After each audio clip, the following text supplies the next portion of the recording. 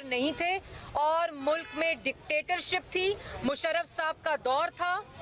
उस वक़्त वो कंपनी हिल मेटल जो थी वो रजिस्टर हुई और इल्ज़ाम क्या है कि उस कंपनी से मियां नवाज शरीफ साहब ने तनख्वाह नहीं ली जो वो ले सकते थे।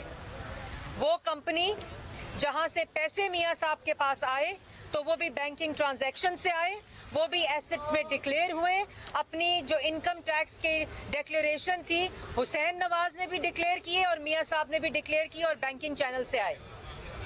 और यहाँ बंद लफाफे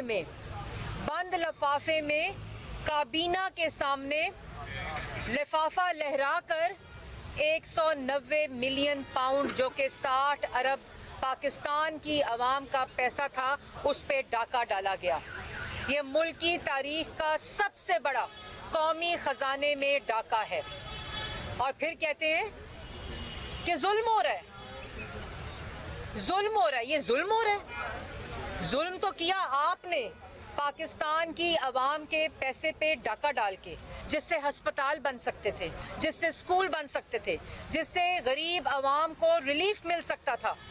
और फिर पूछते हैं, जैसे नवाज शरीफ साहब ने कहा, फिर पूछते हैं मईशत कैसे तबाह हुई, फिर कहते हैं बिजली कैसे महंगी हुई, रोटी 5 रुपए से 30 रुपए कैसे हुई,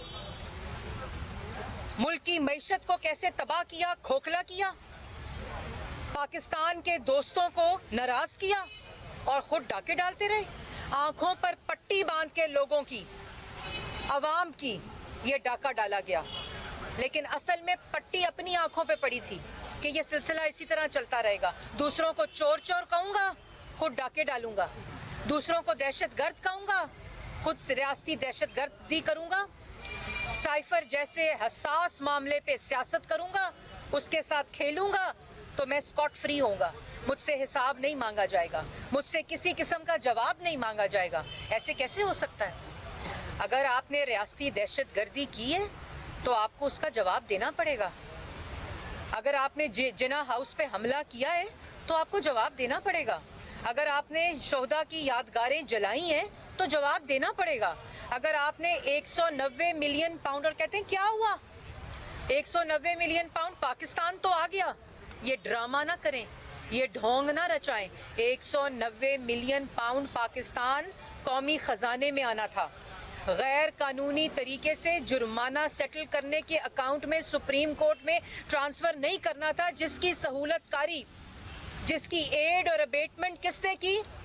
सुप्रीम कोर्ट के सबसे आला मनसब पे बैठे चीफ जस्टिस साकिब निसार ने की। और मुल्क के वजीर आजम, जो मुसल्लत शुदा वजीर आजम था, उसने वजीर आजम की कुर्सी का इख्तियार इस्तेमाल करते हुए नाजायज तरीके से आउट ऑफ कोर्ट सेटलमेंट करके अल-कादे ट्रस्ट की जमीन लेने के लिए ये पैसा सुप्रीम कोर्ट के लाइबिलिटी अकाउंट में भेजा और वहां गैर कानूनी तरीके से जुर्माना सेटल कराया गया। ये पाकिस्तान पैसा नहीं आया, ये इमरान खान की जेब में पैसा गया।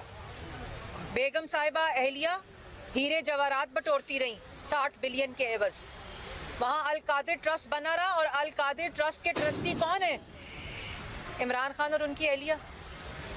ये इतने बड़े चोर हैं कि वारदात भी डालते हैं फिर डटाई भी करते हैं। ये इतने बड़े सियासी दहशतगर्द हैं कि रियासती दहशतगर्दी भी करते हैं और कहते हैं हमें तो पता नहीं था। और मौसूफ क्या फरमा रहे थे? कोर्ट में आए, प्लेइंग टू द गैलरीज में पागलपन का वो दौरा पड़ता है कि कहते हैं 9 मई का वाकया नवाज शरीफ साहब ने कराया है। 9 मई के वाक़े में जब रियासती दहशतगर्दी की है तो कहते हैं नवाज शरीफ साहब ने क्या? नवाज शरीफ साहब आपकी बहनों को और भतीजे को और भांजों को हदायत दे रहे थे कि जिना हाउस पर हमला कर दो। वो यास्मीन राशिद साहिबा को हदायत दे रहे थे, वो मुराद सईद साहब को हदायत दे रहे, और सारे के सारे कारकुन जो हैं पाकिस्तान तहरीके इंसाफ के, जो इमरान खान साहब कहते हैं मैंने नहीं किया, मुझे तो पता ही नहीं था, मेरे कारकुनान ने किया। तो क्या उनको नवाज शरीफ साहब हदायत दे रहे थे? ये ज़हनी हालत है। ये समझते हैं कि पाकिस्तान की आवाम जिनको 1 करोड़ नौकरी और 50 लाख घरों का झांसा दिया था वो इस झांसे में भी आ जाएंगे। लंदन प्लान की बात करते हैं। लंदन प्लान तो वो था जहाँ डी चौक पे कब्रें खोदी गई थी। लंदन प्लान तो वो था जहां अंपायर की उंगली का इशारे का इंतजार करते करते खुद अपना बोरिया बिस्तरा लपेटना पड़ा, जहां 3 दफा के मुंतखब वजीर आजम को घर भेजने के चक्करों में थे। लंदन प्लान तो वहां बना था जो जिसकी खुद कब्र खुद गई।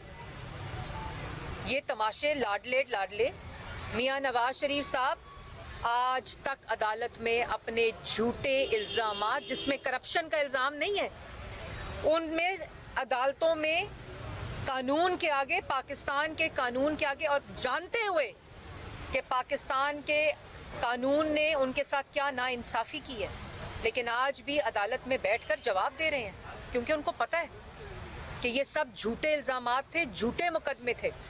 और आप यहाँ अदालतों में आते हैं तो अपने जो इन्होंने कहा इख्तियारात का नाजायज़ इस्तेमाल किया नवाज शरीफ और शहबाज शरीफ ने, इन्होंने कहा कि मिस यूज़ ऑफ अथॉरिटी हो गई, कमीशन खा लिया शहबाज शरीफ ने पंजाब के मंसूबों से और नवाज शरीफ ने, किकबैक्स हो गई। लाहौर हाई कोर्ट ने कहा झूठ बोलते हैं, मोहर लगाई कि कोई करप्शन नहीं हुई। शहबाज शरीफ साहब ने पंजाब की आवाम का एक एक धेला अमानत समझ के पंजाब के लोगों की खिदमत में खर्च किया। इस्लामाबाद हाई कोर्ट ने नवाज शरीफ साहब के मुकदमों के ऊपर मोहर लगाई कि किसी किस्म की कोई करप्शन, कोई किकबैक, कोई मिसयूज ऑफ अथॉरिटी नहीं हुई। सुप्रीम कोर्ट के अंदर मोहर लगी और उन बातों पर अवाम को बेवकूफ़ बनाते रहे। वो भाई करप्शन जिसने की है वो 190 मिलियन पाउंड 60 अरब का जवाब दे। रियासती दहशत गर्दी जिसने की है वो शोहदा की यादगारों को अल्लाह माफ़ी दे, मुझे कहते हुए शर्म आ रही है, ज़मीन पर फेंक कर, तोड़ कर उनको ठुड्डे मारते रहे और हदायत इमरान खान साहब से लेते रहे। ये वो मास्टरमाइंड था जो रियासती दहशत गर्दी के अहकामात जारी कर रहा था। ये वो सबसे बड़ा डाकू और चोर था जो 190 मिलियन पाउंड लिफाफा हिला के काबीना को दिखा के जो डील नवंबर में हुई उसकी अप्रूवल दिसंबर में लेकर गैर कानूनी तौर पर जुर्माना सेटलमेंट कराने में अल कादिर ट्रस्ट की ज़मीन खरीदी गई और 5 कैरेट की अंगूठियां बटोरी गई। साइफर जैसे हसास मामलात पे ये खेल खेला गया और कहते थे इससे खेलना है। ये वो लोग हैं, लेकिन पाकिस्तान की आवाम को परेशान होने की ज़रूरत नहीं है। अल्लाह ताला के फजलो करम से जिसने मईशत ठीक की थी, आवाम को रोज़गार दिया था, नौजवान को रोज़गार दिया था, मुल्क की इज़्ज़त में इजाफा किया था, मुल्क के अंदर मेट्रोज़ बनाई थी, दहशत गर्दी ख़त्म की थी, 14,000 मेगावाट बिजली बनाई थी, मुल्क की तरक्की को 6.1% पे लेकर गया था, मुल्क के अंदर महंगाई को मुल्क की तारीख की सबसे कम तरीन सतह पर लेकर गया था, वो वापस पाकिस्तान आ चुके हैं। पाकिस्तान इंशाअल्लाह अल्लाह ताला के फजलो करम से 8 फरवरी को पाकिस्तान की आवाम नौजवान वोट देकर नवाज शरीफ को चौथी दफ़ा वज़ीर आज़म बनाएंगे। मुल्क दोबारा तरक्की करेगा, आवाम को दोबारा रोज़गार मिलेगा, महंगाई में कमी होगी, बिजली की कीमत में कमी होगी इंशाअल्लाह, और इसी तरह मुल्क तरक्की करके सीपैक बहाल होगा, नौजवान को रोज़गार मिलेगा, स्टार्टअप्स मिलेंगे, बिजनेस अपॉर्चुनिटीज़ मिलेंगी, एम्प्लॉयमेंट मिलेगी। मुल्क दोबारा से 2017 की तरह एक दफ़ा फिर माशी इस्तेहकाम में जाएगा और ये सफ़र तरक्की का, जहाँ 2017 में साजिश के ज़रिए भौंडे इल्ज़ामात लगाकर मुल्क के साथ साजिश की और नवाज शरीफ के साथ साजिश करने की कोशिश की, पाकिस्तान की आवाम के साथ साजिश की और पाकिस्तान की आवाम को उसका खमियाजा भुगतना पड़ा। आज इमरान खान साहब को महंगाई का सामना नहीं है, आज पाकिस्तान की आवाम को महंगाई का सामना है। आज इमरान खान को बेरोजगारी का, वहाँ से फॉरेन फंडिंग आ रही है, आज तक जो बॉट्स में और झूठे जो अकाउंट्स हैं उसमें कंट्रीब्यूट हो रहा है।